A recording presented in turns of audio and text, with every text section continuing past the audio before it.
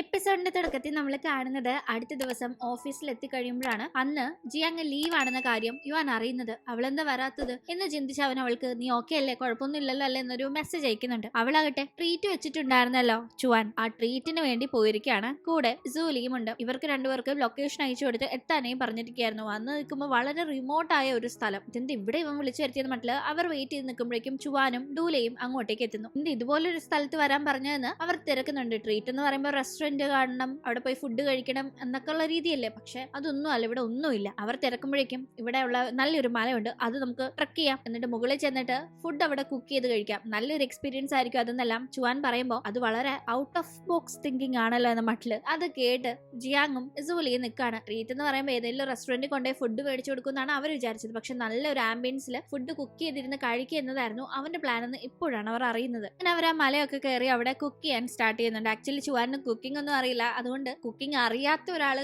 Cook ചെയ്യാനായി ശ്രമിക്കുണ്ടാവുന്ന സകല കുഴപ്പങ്ങളും അവിടെ അവൻ ഉണ്ടാക്കുന്നുണ്ട്. എന്തായാലും അതിന്റെ ഇടയിൽ ജൂലി അവൾക്കും ചുവാനും വേണ്ടി മാത്രം കുറച്ച് ടൈം കണ്ടെത്താൻ വേണ്ടി ജൂലി ഓരോ കാര്യങ്ങളൊക്കെ പറഞ്ഞ് ചുവാനെ കൊണ്ട് ഇച്ചിരി മാറി പോകുമ്പോ ഡൂലയും ജിയാങ്ങും മാത്രം അവിടെ ആയി പോകുന്നുണ്ട്. ഇതിന്റെ ഇടയിൽ ഇവരുള്ള സ്ഥലത്ത് റേഞ്ചും കാര്യങ്ങളൊന്നും ഇല്ലാത്തതുകൊണ്ടാകാം ജിയാങ് യുവാൻ അയച്ച മെസ്സേജ് ഒന്നും കണ്ടതുമില്ല, അതിന് റെസ്പോണ്ടും ചെയ്തിട്ടില്ല. എന്തായാലും ഇവളിത് എവിടെ പോയി കിടക്കുക, ഇവൾക്ക് എന്റെ മെസ്സേജ് അയച്ചിട്ട് ഇവളെ ഒരു റിപ്ലൈ അയക്കാത്ത, ഒന്നും വിളിക്കാത്ത എന്താണെന്നൊക്കെ ചിന്തിച്ച് അവൻ ഭയങ്കര ടെൻഷനിലാവുന്നുണ്ട്. അപ്പോഴേക്കും ജോലി സംബന്ധമായ ചില തിരക്കുകൾ യുവാനും വരുന്നു. യുവാന്റെ ഒരു സുഹൃത്തുണ്ട് മിസ്റ്റർ സു, അയാളുടെ സ്ഥാപനത്തില് ഒരു പ്രശ്നം സംഭവിക്കുന്നു. അതിൽ ഹെൽപ്പ് ചെയ്യാനായി യുവാനെ കോൺടാക്ട് ചെയ്യാണ്. ഇവിടെ ഇങ്ങനെ കാര്യങ്ങൾ നടക്കുമ്പോഴേക്കും ജിയാങ്ങും ഡൂലയും സംസാരിക്കാണ്. ഡൂലെ അവന്റെ ഫാമിലിയെ പറ്റി പറയുന്നുണ്ട്. ആക്ച്വലി ഡൂലയുടെ അച്ഛനും അമ്മയും മരണപ്പെട്ടതാണ് അവൻ കുഞ്ഞായിരുന്നപ്പോ. അതിനുശേഷം ഒരു അനാഥാലയത്തിലായിരുന്നു ഡൂലെ ജീവിച്ചത്. അവൻ ഒരു പ്രായം എത്തിയപ്പോഴേക്കും അവനെ ലിൻഡയുടെ ഫാമിലി ദത്തെടുക്കുകയായിരുന്നു. ലിൻഡയ്ക്ക് സ്വന്തമായ ഒരു സഹോദരൻ ഉണ്ടായിരുന്നു, പക്ഷെ ആളെ ഒരു ആക്സിഡന്റിൽ അവർക്ക് നഷ്ടപ്പെട്ടു. ആ ഒരു ബ്രദറിന്റെ മരണശേഷം ലിൻഡയുടെ പേരൻസ് ഭയങ്കര ഡിപ്രഷനിലായിരുന്നു. അവർ അവരുടെ മകന്റെ അതേ ഡേറ്റ് ഓഫ് ബർത്ത് ഉള്ള ഡൂലയെ ആ അനാഥാലയത്തിൽ നിന്ന് പിന്നീട് ദത്തെടുക്കുകയായിരുന്നു. മരണപ്പെട്ട അവരുടെ മകന് ഒരു റീപ്ലേസ്മെന്റ് എന്ന രീതിയിൽ. പക്ഷേ ലിൻഡയുടെ അച്ഛൻ എപ്പോഴും ഒരു ഡിസ്റ്റൻസോട് കൂടിയാണ് ഡൂലയോട് പെരുമാറാറുള്ളത്. ആ സമയത്ത് വളരെ പെറ്റായിട്ട് ഡൂലെ കൊണ്ട് നടക്കുന്ന ഒരു ഡോഗ് അവനുണ്ടായിരുന്നു. പക്ഷെ അവൻ പുതിയൊരു ലൈഫിലേക്ക്, പുതിയൊരു ഐഡന്റിറ്റിയിൽ ഇവരുടെ ഒപ്പം ജീവിക്കാനായി തുടങ്ങിയപ്പോൾ അതിനെ പോലും അവൻ ഉപേക്ഷിച്ച് കളയേണ്ടി വന്നിരുന്നു. പിന്നീടുള്ള അവന്റെ ജീവിതം അവരുടെ ഇഷ്ടത്തിനും അവരുടെ സന്തോഷങ്ങൾക്കും അവരുടെ തൃപ്തിക്കും വേണ്ടിയൊക്കെ ആയിരുന്നു. അവന് അതിന്റെ ഇടയിൽ ജീവിക്കാൻ പോലും സാധിച്ചിട്ടുണ്ടായിരുന്നില്ല എന്ന കാര്യങ്ങളൊക്കെ അവനോട് പറയുന്നു. അങ്ങനെ സംസാരിക്കുന്നതിന്റെ ഇടയിൽ ഈ ഒരു കാര്യങ്ങളൊക്കെ പറയുന്ന ഡൂലെ, ഞാൻ പൊതുവെ എന്നെ പറ്റിയുള്ള ഈ കാര്യങ്ങൾ ആരോടും അങ്ങനെ തുറന്നു പറയാറില്ല എന്ന് പറയുന്നുണ്ട്. അത് കേൾക്കുന്ന ജിയാങ് അവളുടെ അച്ഛനെ പറ്റി അവളുടെ ഫാമിലിയെ പറ്റിയും സംസാരിച്ചു തുടങ്ങുമ്പോഴേക്കും അച്ഛന്റെ പേരൊക്കെ കേൾക്കുമ്പോൾ ഡൂലയുടെ മുഖം മാടുന്നത് നമുക്ക് കാണാം. എന്തോ ഒരു ബന്ധം ജിയാങ്ങിന്റെ മരണപ്പെട്ട അച്ഛനുമായി ഡൂലയ്ക്കുള്ള കണക്ക് തോന്നുന്നു. എന്തായാലും അവിടെ അങ്ങനെ ഇരുന്ന് ടൈം സ്പെൻഡ് ചെയ്യുന്നതിന്റെ ഇടയിൽ ക്ലിക്ക് ചെയ്തൊരു ഫോട്ടോ വീചാറ്റില് ജിയാങ് അപ്ലോഡ് ചെയ്ത് നോക്കുന്നുണ്ട്. അപ്ലോഡ് ചെയ്യാൻ നോക്കുമ്പോൾ അതപ്പോ സെൻഡ് ആവുന്നില്ലെങ്കിലും കുറെ കഴിഞ്ഞ് അത് ഇച്ചിരി റേഞ്ച് എവിടെ നിന്ന് കിട്ടുമ്പോൾ അത് അപ്ലോഡ് ആവുന്നുണ്ടായിരുന്നു. ആ ഒരു സമയത്ത് അത് കറക്റ്റായി തന്നെ യുവാനും കാണുന്നു. ഡൂലയും ജിയാങ്ങും ഒന്നിച്ചാണുള്ളതെന്ന് കാണുന്ന അവന് ടെൻഷനായിട്ട് വയ്യ. ചുവാനും ആ കൂട്ടത്തിലുണ്ടെന്ന് മനസ്സിലാക്കുന്ന അവൻ വേഗം ചുവാനെ ഫോൺ ചെയ്ത് കാര്യങ്ങൾ തിരക്കുമ്പോൾ ചുവാന്റെ ട്രീറ്റിന് ഇവരെ കൊണ്ടുവന്നതാണെന്ന് ചുവാൻ പറയുമ്പോൾ കാലി ഇളകുന്ന യുവാൻ വേഗം തന്നെ നീ വീട്ടിലേക്ക് 1 മണിക്കൂർ സമയത്തിനുള്ളിൽ മടങ്ങി വന്നോ, അല്ലെങ്കിൽ നല്ല പണി ഞാൻ തരുമെന്നും പറഞ്ഞ് ഭീഷണിപ്പെടുത്തുമ്പോൾ ചുവാന്റെ ടെൻഷൻ ആവുന്നു. അങ്ങനെ ചുവാൻ അത്യാവശ്യമായിട്ട് ഇവിടെ നിന്ന് മടങ്ങി പോകണമെന്ന കാര്യം അറിയിക്കുമ്പോൾ ഡൂലേക്ക് മനസ്സിലാവുന്നുണ്ട് യുവാനാണ് ഇടയിൽ കളിച്ചതെന്ന്. എന്തായാലും ഇവരങ്ങനെ മടങ്ങി പോകുന്നു. തിരിച്ച് യുവാന്റെ അപ്പാർട്ട്മെന്റിലേക്ക് ചുവാൻ എത്തുമ്പോഴേക്കും യുവാൻ ആകെ കലിപ്പിലാണ്. എന്ത് ധൈര്യം ഉണ്ടെങ്കിൽ നീ ആ ഡൂലയുമായിട്ട് ട്രക്കിങ്ങിന് പോകുന്നെല്ലാം യുവാൻ ചോദിക്കുമ്പോൾ ഞാനൊരു ട്രീറ്റിന് കൊണ്ടുപോയതാണെന്ന് പറഞ്ഞില്ലേ, എന്റെ ഇൻവെസ്റ്റ്മെന്റ് ഡൂലയാണ് ഏറ്റെടുത്തിരിക്കുന്നത്, എന്റെ ആപ്പിന്റെ കാര്യങ്ങൾ ആള് നോക്കുമ്പോൾ അതിനൊരു സന്തോഷത്തിന് ഞാൻ അങ്ങനെ എല്ലാവരും വിളിച്ചോണ്ട് പോയതാണെന്നില്ല അവൻ പറയുന്ന ടീം. യുവാനാകട്ടെ ചുവാനെ എത്രയും പെട്ടെന്ന് വന്നില്ലെങ്കിൽ കാണിച്ചു തരാന്ന് പറഞ്ഞ് ഭീഷണിപ്പെടുത്തിയിരുന്നല്ലോ, അത് ചുവാന്റെ ഒരു വീഡിയോ ലീക്ക് ആക്കുമെന്ന് പറഞ്ഞാണ്. ആ വീഡിയോയുടെ കാര്യം കേട്ടപാടെയാണ് അവൻ പേടിച്ച് ഇങ്ങോട്ട് തിരിച്ചു വന്നത്. ആ വീഡിയോ മറ്റൊന്നുമല്ല, ഇതേപോലെ ഒരു ആപ്പ് മുന്നേ ചുവാൻ ഡെവലപ്പ് ചെയ്തിട്ടുണ്ടായിരുന്നു. അതിൽ അവൻ ഒരു 100% മാച്ച് ആയിട്ടുള്ള ഒരു പെൺകുട്ടിയെ കണ്ടെത്തുകയും അവളെ അവൻ വൺ സൈഡായി ഇഷ്ടപ്പെടുകയും പക്ഷെ പിന്നീട് ആ പെൺകുട്ടി മറ്റൊരാളെ കല്യാണം കഴിക്കുകയുമായിരുന്നു ഉണ്ടായിരുന്നത്. ആ കാര്യം പറഞ്ഞ് 3 ദിവസം ഭക്ഷണവും വെള്ളവും വേണ്ടാന്ന് പറഞ്ഞ് ഇവൻ ഒരേ കരച്ചിലായിരുന്നു. ഈ ഒരു ഫ്ലാഷ് ബാക്ക് അറിയാവുന്നത് കൊണ്ടും കൂടിയാണ് ഇവന്റെ ഈ ആപ്പിന്റെ കാര്യം വന്നപ്പോൾ 100% ഉള്ള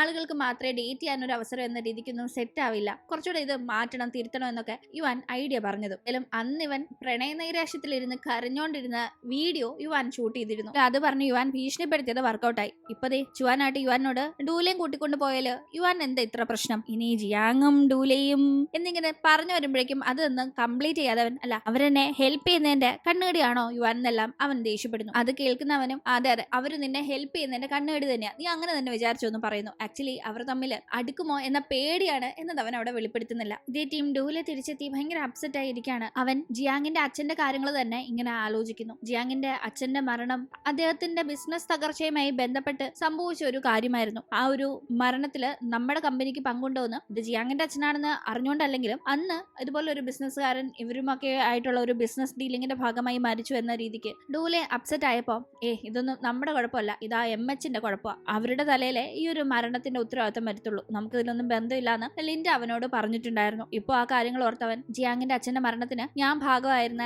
GE സെക്യൂരിറ്റീസ് കാരണമാണോ എന്നൊക്കെ ഇങ്ങനെ ആലോചിച്ച് അപ്സെറ്റ് ആയിരിക്കുകയാണ്. ഇന്ന ആളാണ് ജിയാങ്ങിന്റെ അച്ഛനെന്ന് ഇപ്പോഴാണ് അവൻ തിരിച്ചറിഞ്ഞത്. അതുകൊണ്ട് തന്നെ അതിന്റെ പേരിൽ അവന് ഭയങ്കര ഒരു കുറ്റബോധം ഇപ്പൊ ഫീൽ ആവുന്നുണ്ട്. അപ്പോഴേക്കും GE സെക്യൂരിറ്റീസിൽ നിന്ന് ഡൂലെ പൂർണ്ണമായും മാറി എന്ന കാര്യം ലിൻഡയുടെ അച്ഛൻ അപ്പോഴാണ് അറിയുന്നത്. ആൾ അതിന്റെ പേരിൽ ലിൻഡയോട് ഷൗട്ട് ചെയ്യുമ്പോൾ അവൻ കുറച്ച് അപ്സെറ്റ് ആയിപ്പോ അങ്ങനെ ഒരു കാര്യം പറഞ്ഞു എന്നേ ഉള്ളൂ. എന്തായാലും അവൻ തിരിച്ചു മടങ്ങിയെത്തും. അവനങ്ങനെ കമ്പനി വിട്ട് മാറി നിൽക്കാൻ പറ്റില്ല എന്നെല്ലാം ലിൻഡ അച്ഛന്റെ മുന്നിൽ ഡൂലയെ സപ്പോർട്ട് ചെയ്ത് സംസാരിക്കുന്നു. അങ്ങനെ അടുത്ത ദിവസം ഓഫീസിൽ വെച്ച് ജിയാങ്ങും യുവാനും കാണുമ്പോൾ ജിയാങ് ഇന്നലെ തന്നോട് പറയാതെ ഇങ്ങനെ പോയതിന്റെ പേരിൽ യുവാൻ അത്യാവശ്യം കലിപ്പിൽ തന്നെയായിരുന്നു. അവൻ വലിയ മൈൻഡൊന്നും ഇല്ലാതെ നിൽക്കുമ്പോൾ ഞാനിങ്ങനെ പോയതിന്റെ ഇച്ചിരി കുശുമ്പിലാണ് അവനെന്ന് മനസ്സിലാക്കുന്ന അവനെ സോപ്പിട്ട് പിറകെയൊക്കെ നടക്കുന്നുണ്ട്. എന്തായാലും അവൾ ഇങ്ങനെ പിറകെ നടക്കുമ്പോൾ ഒത്തിരി നേരം മസിൽ പിടിച്ചിരിക്കാനേ അവനും പറ്റുന്നില്ല. അവനും അവളുടെ മുമ്പ് ചിരിച്ചൊക്കെ കാണിച്ച് മസിലൊക്കെ വിടുന്നുണ്ടെങ്കിലും പിന്നീട് ഇവർ ഒരു ടീം ഡിന്നർ അറ്റൻഡ് ചെയ്യാനായി പോകുന്ന ടീം ജിയാങ്ങിനെ വലിയ മൈൻഡ് ചെയ്യാതെ അവളുടെ മുന്നിൽ വെച്ച് ഷവോയോട് ഭയങ്കര കാര്യമായി തന്നെ യുവാൻ പെരുമാറുന്നുണ്ട്. നന്നായി തന്നെ അവളുടെ ഹാർഡ് വർക്കിനെ പ്രശംസിച്ചൊക്കെ സംസാരിക്കുന്നു. ഇതൊക്കെ കേൾക്കുന്ന ജിയാങ്ങിന് അത്രയ്ക്ക് അങ്ങ് ഇഷ്ടപ്പെടുന്നില്ല. എന്തായാലും തിരിച്ച് റൂമിലെത്തുന്ന ജിയാങ് യുവാനും ഷവോയ്ക്കും ഇടയിൽ എന്തെങ്കിലും കാണോ, ഷവോയ്ക്ക് യുവാനോട് താല്പര്യം ഉണ്ടെന്ന് ഉറപ്പാണ്. അതേ ഒരു ഇഷ്ടം യുവാനെ തിരിച്ച് അവളോട് കാണുമെന്നൊക്കെ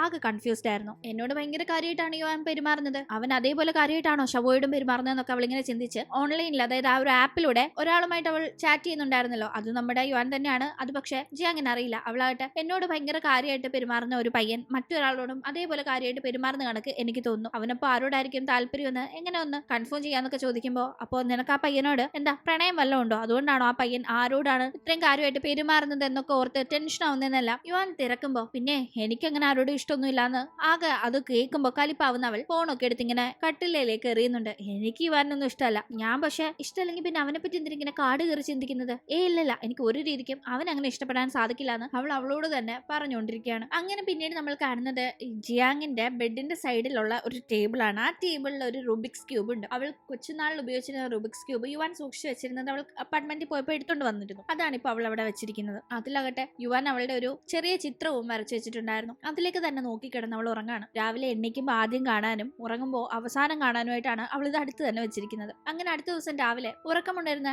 ജിയാങ് വേഗം റെഡി ആവാനായി ടോയ്ലറ്റിലേക്ക് ചെല്ലുമ്പോൾ അവിടെ പൈപ്പ് പൊട്ടി ആകെ പ്രശ്നമാണ്. വേഗം തന്നെ അവൾ യുവാനെ അറിയിക്കുന്നുണ്ട്. പരിചയക്കാരൻ നെയ്ബർ എന്ന രീതിക്കല്ല, മറിച്ച് അവളുടെ അപ്പാർട്ട്മെന്റിന്റെ ഓണർ തന്നെ അവനാണല്ലോ. അതുകൊണ്ട് തന്നെ അവനെ അറിയിക്കുമ്പോൾ അവനെത്തി റെഡിയാക്കി കൊടുക്കുന്നു. പക്ഷെ അപ്പോഴേക്കും അവൻ ആകെ വയ്യാഴിക വരുന്നുണ്ട്. വയറുവേദന എടുത്ത് അവൻ ഇങ്ങനെ വയ്യാന്ന് പറയുമ്പോഴേക്കും ഇത് അടവാണോ എന്ന് അവൾ ചോദിക്കുന്നു. കാരണം കഴിഞ്ഞ ദിവസം അടവ് അഭിനയിച്ച് അവൾക്കിട്ട് കുറച്ച് പണി അവൻ കൊടുത്തിരുന്നല്ലോ. അവനായിട്ട് അടവല്ല, ഇന്നലെ ഡിന്നർ കഴിഞ്ഞപ്പോൾ തൊട്ട് എനിക്ക് വയർ ആകെ അപ്സെറ്റ് ആണ്, നീ പ്രാഗിയതാണോ എന്നൊക്കെ അവളോട് ചോദിക്കുമ്പോൾ അവന്റെ മുഖത്ത് നോക്കുമ്പോൾ വയ്യാഴിക അവൾക്ക് ഫീൽ ആവുന്നുണ്ട്. ചുണ്ടൊക്കെ ആകെ വെളറി വെളുത്തൊക്കെ ഇരിക്കുന്നു. അതുകൊണ്ട് തന്നെ അവന് വയ്യാന്ന് സമ്മതിക്കുന്ന അവളാകട്ടെ വേഗം കുറച്ച് കഞ്ഞിയൊക്കെ ഉണ്ടാക്കി കൊടുക്കുമ്പോൾ ഇന്ന് ലീവ് എടുത്തൂടെ, ഓഫീസിൽ വരണ്ട, നമുക്ക് ഹോസ്പിറ്റലിൽ പോകാന്നൊക്കെ അവനോട് പറയുന്ന ടീമില്ല. ഇന്ന് അർജന്റ് ആയ ഒരു കാര്യമുണ്ട്, എന്റെ ഫ്രണ്ട് ഉണ്ട് മിസ്റ്റർ സൂ, ആള് കുറച്ച് പ്രശ്നത്തിലാണ്, ഓഫീസിലെത്തും, കണ്ട് കുറച്ച് സംസാരിക്കാനും ഹെൽപ്പ് ചെയ്യാനും ഞാൻ ഇന്ന് പോയേ പറ്റൂന്ന് അവൻ പറയുമ്പോൾ അവളും അങ്ങനെ റെഡി അവന്റെ കൂടെ തന്നെ ഓഫീസിലേക്ക് പോകുന്നു. ഓഫീസിലെത്തുമ്പോൾ സൂ അവിടെ കാത്തിരിപ്പുണ്ടായിരുന്നു. സൂവിനോട് ഇവർ രണ്ടുപേരും സംസാരിച്ച് ആളുടെ പ്രശ്നങ്ങൾ പരിഹരിക്കാനായി ശ്രമിക്കുകയാണ്. അതേ ടീം ഡൂലെ ആകട്ടെ ലിൻഡ ഫോൺ ചെയ്ത് അച്ഛൻ നീ കമ്പനിയിൽ നിന്ന് മാറിയ കാര്യം അറിഞ്ഞെന്നും അച്ഛനെ കണ്ട് സംസാരിക്കാനായി എത്രയും പെട്ടെന്ന് വീട്ടിലേക്ക് വരണമെന്നും കൂടി അറിയിക്കുമ്പോൾ വലിയ താല്പര്യമൊന്നും ഡൂലേക്ക് ഉണ്ടായിരുന്നില്ല